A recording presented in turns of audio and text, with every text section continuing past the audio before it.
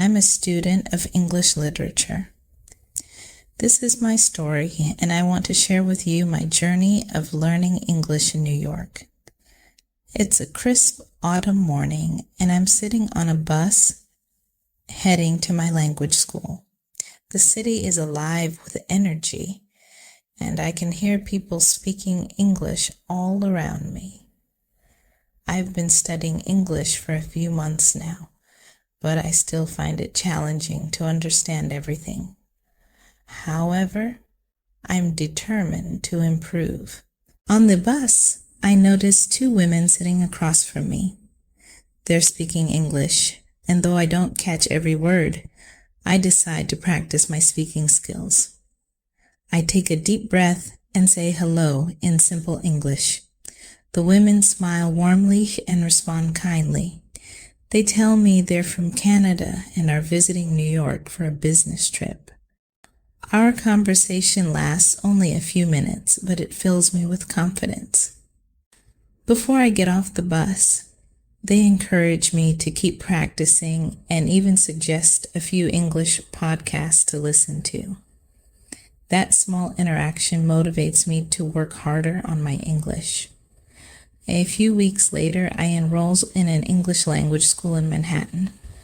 My first day is both exciting and nerve-wracking. The classroom is filled with students from all over the world: Japan, Brazil, Germany, and more. Our teacher, Ms. Carter, is a cheerful and patient woman. She starts the class by asking us to introduce ourselves and share why we want to learn English. When it's my turn, I say, I want to speak English fluently so I can work in an international company and travel the world. Ms. Carter's teaching method is unique. She tells us that the best way to learn English is to use it in real-life situations. Forget about memorizing grammar rules for now, she says. Focus on speaking, listening, and expressing yourself. The more you use the language, the faster you'll learn. This approach feels refreshing, and I'm eager to give it a try. One day, Ms. Carter introduces us to a technique called active listening. She explains that listening to native speakers and repeating what they say can significantly improve our pronunciation and fluency. She plays a short audio clip of a conversation between two friends, and we practice repeating the sentences. At first, it feels awkward, but after a few tries, I start to notice how the words flow naturally. Ms. Carter also encourages us to watch English movies with subtitles and mimic the actor's speech. I decide to make this a part of my daily routine. As the weeks go by, I notice my English improving. I can hold longer conversations, and I'm no longer afraid to make mistakes. One of my classmates, Anna from Brazil, becomes my study partner. We meet after class to practice speaking and help each other with difficult words. Anna tells me about a language exchange program where we can meet native English speakers who want to learn our native languages. I sign up immediately and meet Emily, a friendly New Yorker who wants to learn Spanish. We meet once a week to chat, and it's incredibly helpful. Emily corrects my mistakes gently, and I help her with her Spanish. It's a win-win. One of the most memorable moments in my English journey happens during a class presentation. Ms. Carter asks us to talk about our favorite book in English. I choose Pride and Prejudice by Jane Austen, a book I've read in my native language. I prepare for days, practicing my pronunciation and writing down key points. When it's my turn, I stand in front of the class and begin speaking. My heart races, but I focus on expressing my thoughts clearly. After I finish, Ms. Carter smiles and says, "Well done, Sophia. Your progress is amazing." The class claps, and I feel a surge of pride. Outside of class, I immerse myself in English as much as possible. I join a local book club where we read and discuss English novels. I also volunteer at a community center where I help organize events and interact with native speakers. These experiences not only improve my language skills, but also help me make new friends and feel more connected to the city. One evening, as I walk home from the book club, I realize how far I've come. I no longer feel like a stranger in New York. The language that once seemed so daunting is now a tool that opens doors for me. I think about the two women on the bus who encouraged me, Miss Carter's inspiring lessons, and the friends I've made along the way. Learning English has been more than just studying a language. It's been a journey of growth, confidence, and connection. One of the biggest challenges I faced when learning English was expanding my vocabulary. I knew a few basic words, but I struggled to express myself fully. Miss Carter noticed this and gave me some excellent advice. "Sophia," she said one day, "the best way to learn new words is to read. But not just any reading. Choose something you enjoy. It could be a novel, a magazine, or even a blog. When you're interested in the topic, you'll remember the words more easily." I took her advice to heart. That weekend, I visited a bookstore and picked up a young adult novel that looked interesting. At first, I had to stop every few sentences to look up words in the dictionary. It was frustrating, but I didn't give up. I made a habit of reading for 30 minutes every day, and slowly I started recognizing more and more words without needing the dictionary. Miss Carter also taught us a technique called word mapping. Whenever I learned a new word, I would write it down in a notebook and draw connections to related words. For example, if I learned the word happy, I would also write joyful, excited, and content. This helped me build a network of words in my mind, making it easier to recall them during conversations. One day, during a class discussion, I used a word I had just learned, effortless. Ms. Carter smiled and said, "Great word choice, Sophia." That small compliment made me feel so proud. It was a reminder that every new word I learned was a step forward in my journey.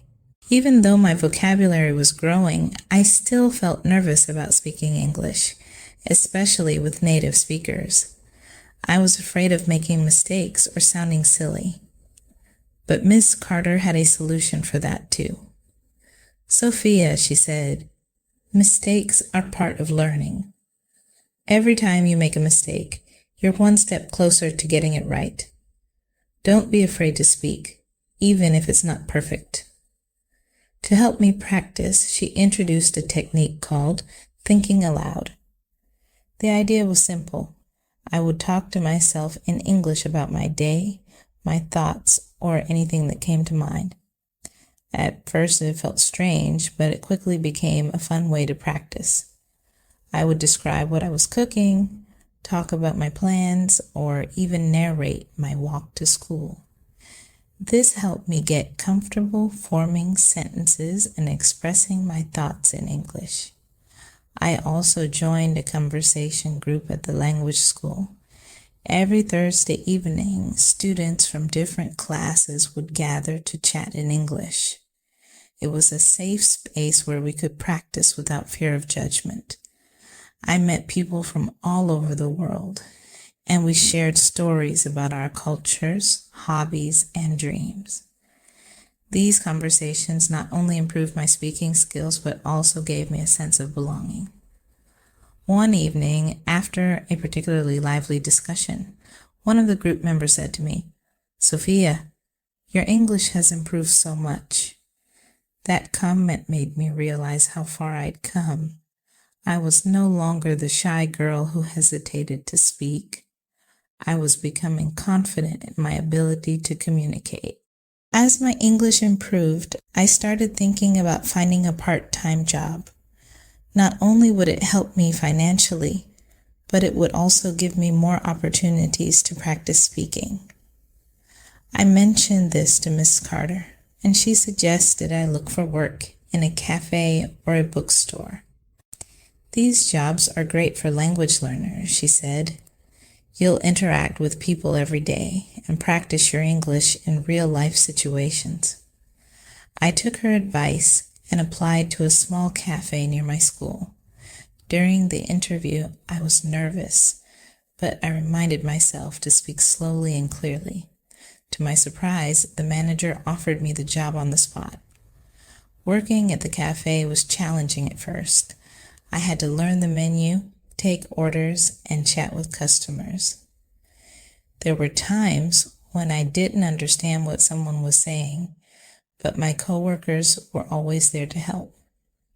Over time, I became more comfortable and even started making small talk with the regulars. One day, a customer complimented me on my English. "You speak so well," she said. "How long have you been learning?" I smiled and told her about my journey. One of the most effective techniques I learned was shadowing. Ms. Carter introduced it to us during a pronunciation lesson. She explained that shadowing involves listening to a native speaker and repeating what they say in real time. It's like being an echo, she said. You listen, pause, and repeat. This helps you mimic the rhythm, intonation, and pronunciation of native speakers. I started practicing with podcasts and YouTube videos. At first, it was difficult to keep up, but I soon got the hang of it. I would shadow for 10 minutes every day, focusing on clear pronunciation and natural speech patterns. One evening, I was practicing with a podcast when my roommate Lisa walked in. She laughed and said, "Who are you talking to?" I explained the technique to her, and she was so impressed that she decided to try it too. We started practicing together, and it became a fun part of our daily routine. Shadowing made a huge difference in my speaking skills. I noticed that my pronunciation became clearer, and I sounded more like a native speaker. Even Ms. Carter commented on my improvement during class. One of the biggest milestones in my journey was learning to think in English. At first, I would think in my native language and then translate my thoughts into English. This made conversation slow and awkward. Miss Carter suggested I try thinking in English. She said, start with simple sentences. Instead of thinking, "I'm hungry," think, "I want to eat something." Over time, it will become natural. I took her advice and started practicing. At first, it felt strange, but I soon got used to it. I would think in English while cooking, walking, or even waiting for the bus. This technique helped me speak more fluently because I no longer had to translate in my head. One day, during a conversation with Emily, my language exchange partner, I realized I hadn't translated a single sentence in my mind. I was thinking and speaking entirely in English. It was a breakthrough moment, and I felt incredibly proud of myself. Now, as I sit in a cafe writing this story, I can't help but reflect on how much I've accomplished. Learning English has been one of the most rewarding experiences of my life. It has opened doors to new opportunities, friendships, and adventures. I'm no longer the girl who hesitated to speak on the bus. I'm confident, curious, and eager to keep learning. My journey isn't over. There's still so much to explore, but I know I'm on the right path. If you're learning English, remember this. Every small step counts. Celebrate your progress, embrace your mistakes, and never stop practicing. Who knows? Maybe one day you'll be writing your own story just like I am, and that's my story. Thank you for reading, and I hope it inspires you on your own journey to learn English.